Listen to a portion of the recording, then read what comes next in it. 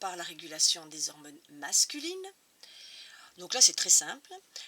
Vous avez aussi un petit film sur YouTube qui s'appelle Testostérone Production d'1 minute 40 qui est vraiment très bien fait. Donc n'hésitez pas après à aller le voir.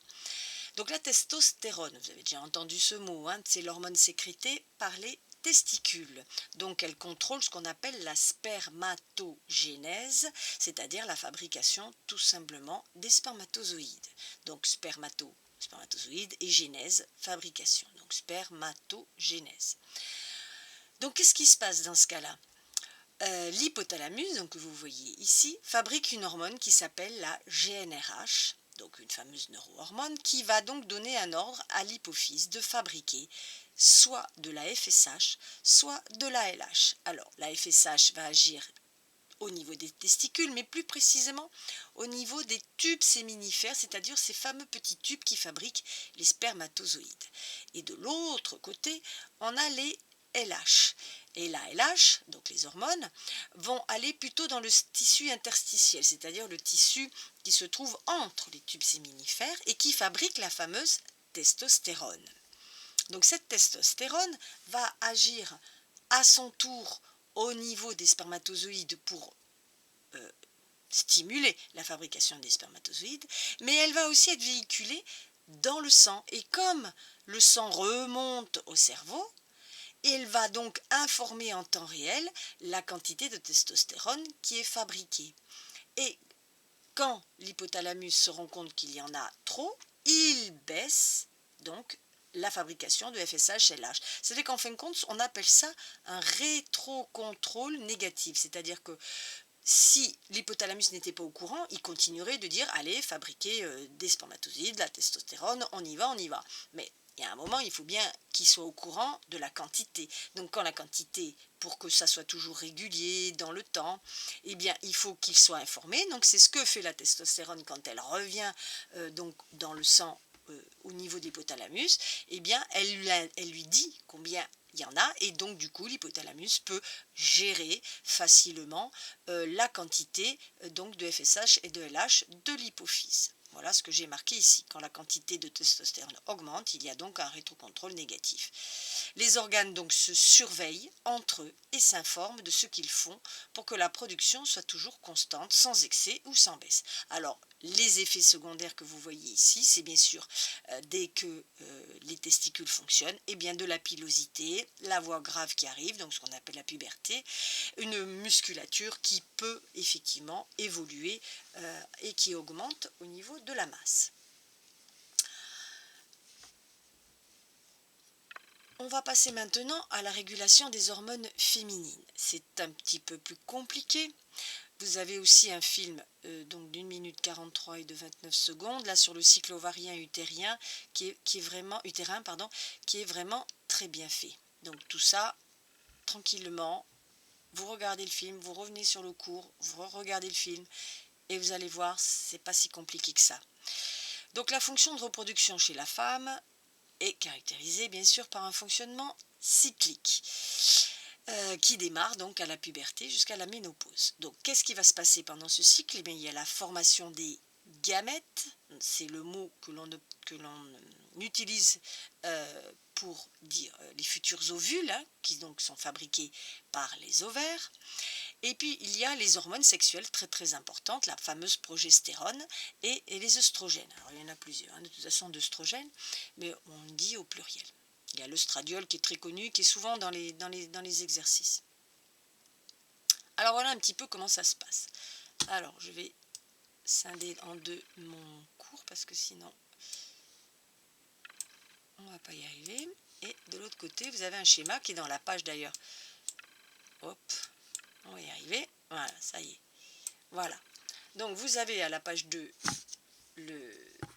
ce fameux schéma, d'accord? Et moi de mon côté, donc l'explication qui est à gauche sur votre cours. Donc on va regarder le schéma et moi je vais un petit peu vous dire comment ça se passe.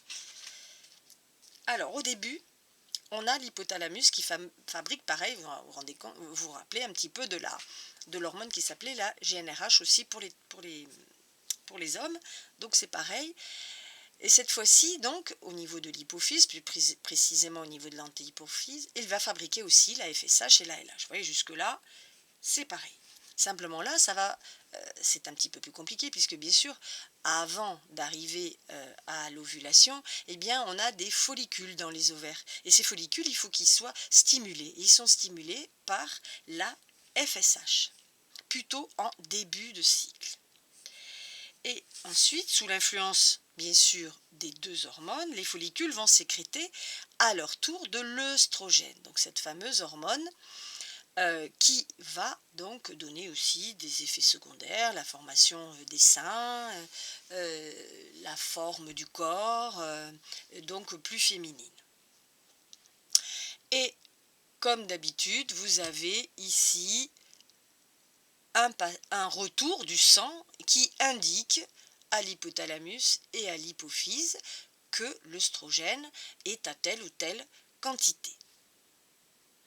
Donc, entre le 0 et le 13e jour, les œstrogènes exercent un rétrocontrôle négatif, c'est-à-dire qu'on est dans le cas 1, ici. Donc il dit, on freine un petit peu, donc on laisse les follicules devenir de plus en plus gros pendant 13 jours. On laisse le temps aux follicules de grandir. Et à partir du 13e jour, eh bien, la sensibilité de l'hypophyse aux œstrogènes est telle qu'il exerce un rétrocontrôle positif. C'est-à-dire qu'à un moment, l'œstrogène est en grande quantité, et là, au contraire, il va exciter, vous voyez un plus et un plus ici, il va exciter l'hypophyse et l'hypothalamus. La quantité importante donc d'œstrogène va déclencher ce qu'on appelle un pic de LH et qui va provoquer la fameuse ovulation au 13e jour. Après le 13e jour, entre le 14 et le 28e jour, à ce moment-là, vous avez la formation du corps jaune, c'est-à-dire que le corps de la femme, l'utérus, va se préparer à l'arrivée d'un œuf, peut-être si, bien sûr, l'ovule est fécondé. Et donc, pour se préparer à cet œuf, elle va donc épaissir la membrane qui se trouve au niveau de l'utérus. Et elle a besoin pour ça de la progestérone avec un petit peu d'œstrogène fabriquée par le fameux corps jaune, stimulé par la LH, la FSH. Donc on a ici à ce moment-là un rétrocontrôle négatif arrêtant bien sûr toute sécrétion de la FSH parce qu'on ne veut pas qu'un autre cycle redémarre, on veut tout simplement que le cycle se termine, et pour se terminer, pour attendre que l'utérus donc gonfle bien de sang en attendant le futur œuf, eh bien il ne faut surtout pas que l'hypothalamus et l'antihypophyse redémarrent un nouveau cycle. Donc par contre au bout d'un moment, le corps jaune au bout du 28e jour va se ratatiner et va donc arrêter bien sûr ce rétrocontrôle négatif et va donc à ce moment-là avoir donc les règles, tout simplement. Tout ce sang qui n'a pas servi dans la paroi de l'utérus va être évacué, sauf si bien sûr il y a fécondation. Un œuf va donc s'accrocher et là, la femme est donc enceinte et pendant 9 mois, eh bien, elle va plus avoir du tout de cycle ni de règles puisque le bébé va grandir dans l'utérus. Alors vous avez, on va repartir sur le cours.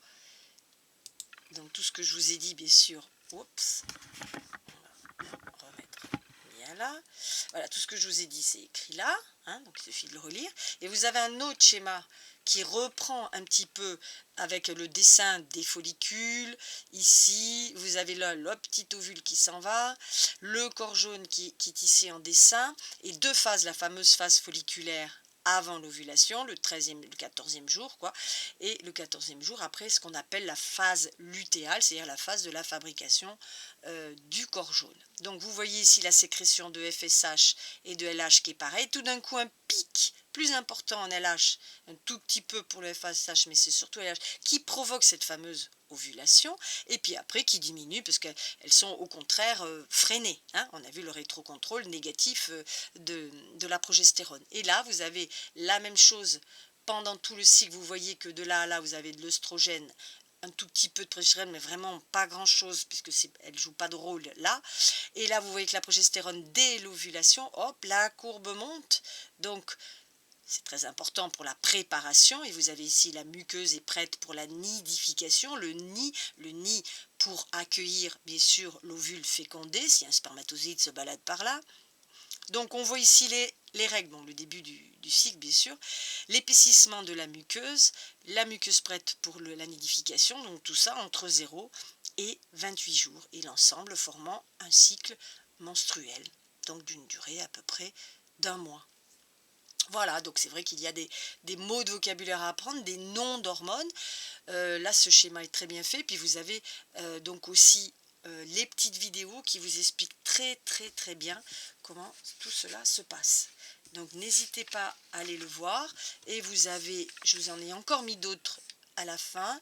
Je vous ai mis que la température du corps, effectivement, c'est là où on peut savoir qu'on a une ovulation, va monter au moment de l'ovulation, va passer plutôt à 37.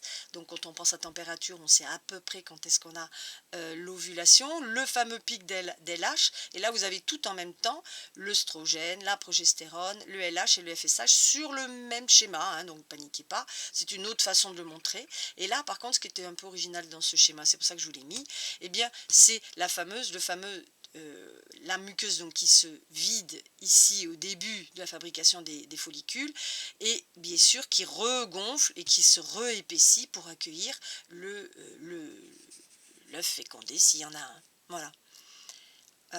Donc après je vous ai mis deux noms d'hormones, ocytocine fabriquée par l'hypothalamus et stockée dans l'hypophyse pour provoquer la contraction au moment de l'accouchement, et la prolactine qui est, alors hop, c'est marqué là, qui est une hormone sécrétée par l'anté pour au moment de l'allaitement. Donc ça c'est deux hormones qui vont prendre le relais au moment de l'accouchement et au moment de l'allaitement.